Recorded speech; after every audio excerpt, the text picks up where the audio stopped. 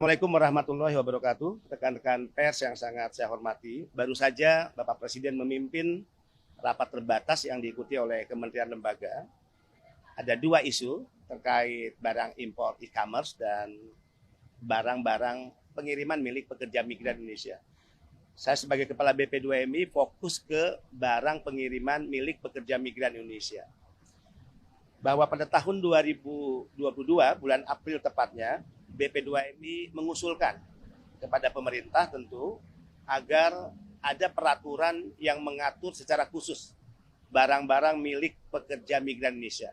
Ada 3 kategori barang. 1, barang kiriman yang setiap bulan mungkin atau setiap tahun selama mereka bekerja dalam status kontrak ya dikirim ke Indonesia. Yang kedua, kategori yang dibawa langsung oleh pekerja migran Indonesia saat cuti ataukah saat mereka selesai melaksanakan kontrak kerja. Dan kategori yang ketiga yaitu barang pindahan. Jadi selesai kontrak, mereka tidak memperpanjang, semua barang di tempat tinggal mereka dibawa. Nah, selama ini kan tidak ada aturan yang mengatur secara khusus. Itulah yang kemudian menimbulkan problem dan masalah mereka sering berhadapan dengan petugas di lapangan, dilakukan pembongkaran atas barang-barang mereka, ya, dan bahkan banyak barang mereka yang tidak kembali. Jadi aturan ini harus ya dilahirkan oleh negara. Presiden tadi menyetujui ada relaksasi terhadap barang-barang milik pekerja migran Indonesia. Misalnya nilai pajaknya relaksasi. Mereka akan diberikan nanti relaksasi sebesar 1.500 US dollar setiap tahunnya dalam 3 kali pengiriman barang. Tadi saya yakinkan kepada Bapak Presiden dan para menteri bahwa PMI jika membawa barang bekas itu jumlahnya pasti terbatas dan tidak untuk kepentingan bisnis, tidak untuk diperjualbelikan kecuali untuk oleh-oleh keluarganya.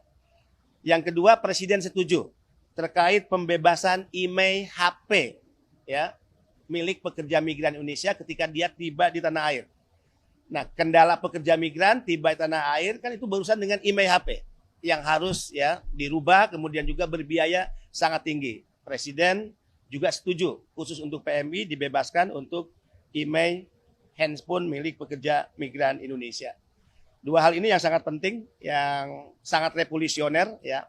Ada tambahan 1 tadi sebelum saya pulang atau keluar dari istana, masih dalam rapat resmi di luar konteks pembahasan, yaitu ya BP2MI tahun lalu telah mengusulkan juga pembangunan perumahan murah bersubsidi untuk pekerja migran Indonesia.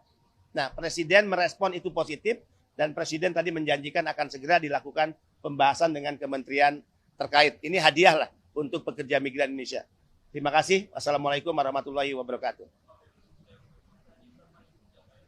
Nanti akan ditentukan, intinya Presiden merespon baik, positif kebijakan ini, karena PMI harus diedukasi literasi keuangan, disiplin menabung, dan salah satu mimpi mereka kan punya rumah, ya, dari hasil kerja mereka. Direspon positif oleh Presiden, dan Presiden akan segera membahas dengan kementerian terkait.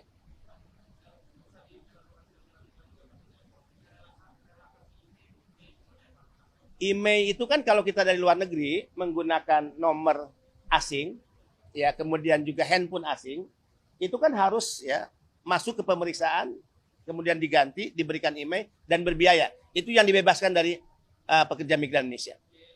Ya, biayanya bebas. Ya.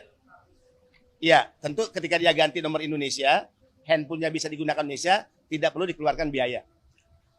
Cukup ya, terima kasih banyak.